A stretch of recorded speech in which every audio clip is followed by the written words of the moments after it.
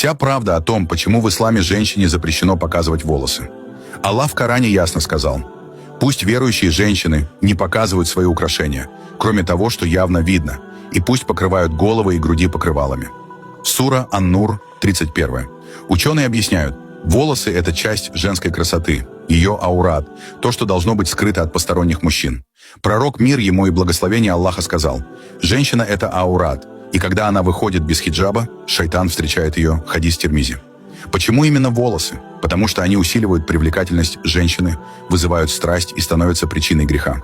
Современная наука даже доказала, волосы выделяют особые вещества феромоны, которые влияют на мужчин. Кроме того, в истории ислама всегда считалось, что покрытая женщина вызывает уважение, а не похоть.